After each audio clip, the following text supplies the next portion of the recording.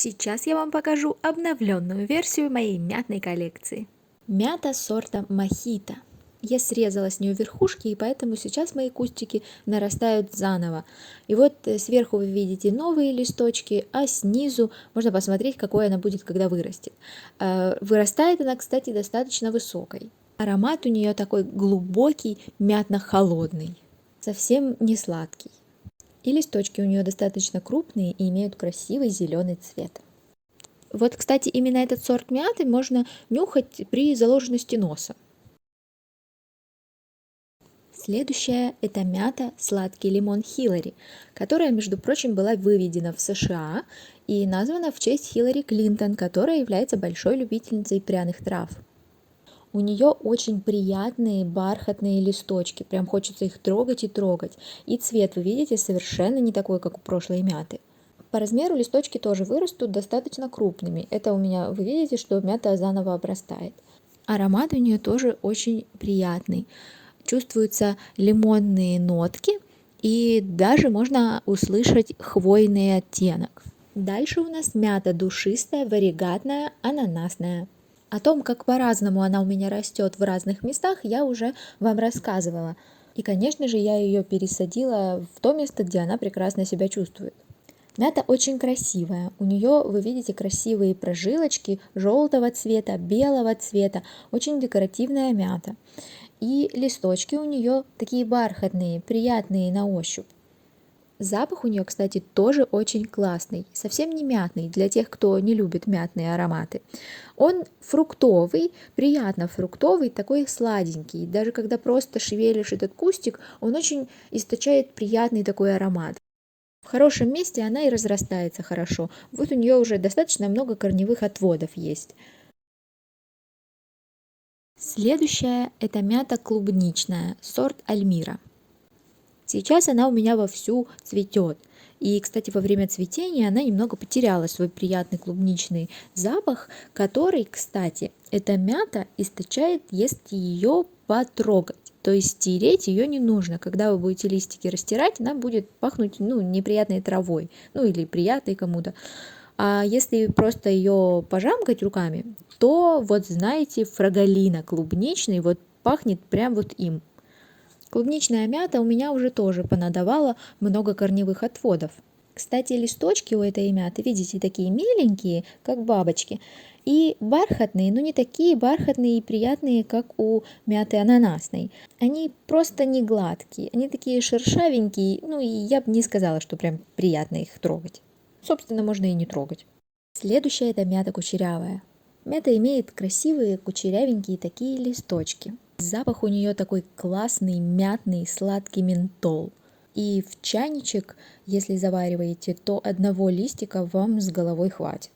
У этой мяты, кстати, очень длинная заграничная жизненная история. В воде сначала она корни не хотела давать, я ее посадила в землю под банку.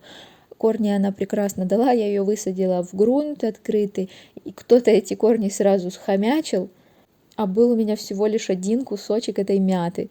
И я уже такую маленькую верхушечку укореняла, и вот с этой мини-мини верхушечки просто там буквально 2 листочка было.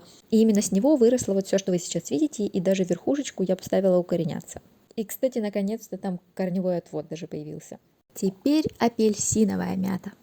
Эта мята не вырастает высокой, но у нее очень красивые листья, красиво получается пышный куст. Насчет запаха, то цедру апельсина уловить можно. Насчет прям цитрусовой мякоти апельсина я не очень уверена. Но учитывая свойства мяты менять свой запах и вкус, то я пока подожду и посмотрю. Потому что в разных условиях разная мята пахнет по-разному.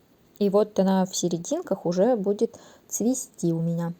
Может, кстати, аромат она потеряла именно из-за приближения периода цветения. Ничего не скажешь, она очень красивая по виду. Теперь мята имбирная джинджер.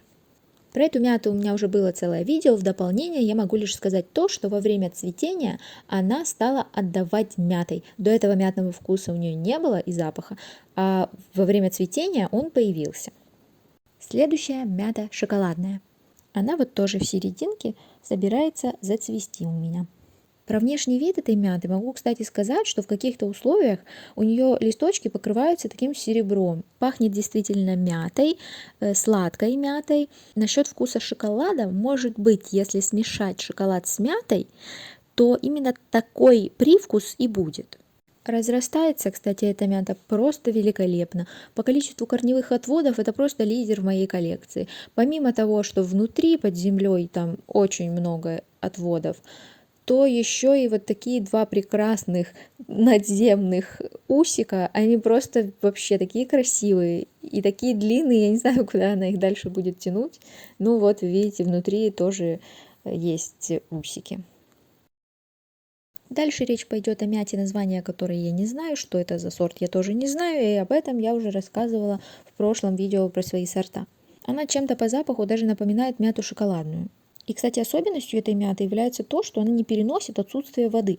Она сразу опускает листья. Следующая мелисса лимонная, все знают мелиссу, пахнет приятным лимоном, листики бархатные, и вот она у меня сейчас активно цветет. Про нее я тоже уже рассказывала. В другом месте она у меня прям красивым кустом растет. Теперь самая известная и обыкновенная мята перечная. У меня она с такими желтыми прожилками. Но могу сказать, если вы ее посадите у себя, то не факт, что у вас эти прожилки и проявятся. Она сейчас тоже собирается цвести. Вот она как называется перечная, так и на вкус. И запах остренько перечная.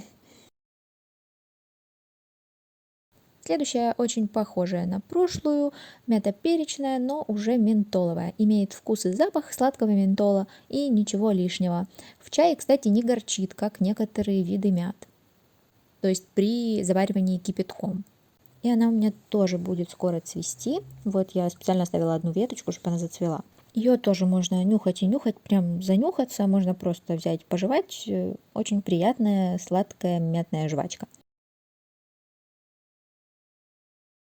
Теперь мята, которую я сеяла семенами, это мята карамелька. На видео с момента посева ей месяц и 2 недели. Когда ее тормошишь, то сладенький мятный запах есть. Следующая тоже из семян, мята мини-минт, мята корсиканская. На видео ей с момента посева 2 месяца. Некоторые листочки почему-то посохли, и я убрала горшок в тень. Это, кстати, мята ампельная, то есть она будет красиво свисать с горшочка. На этом, пожалуй, экскурсия в мятное царство окончена.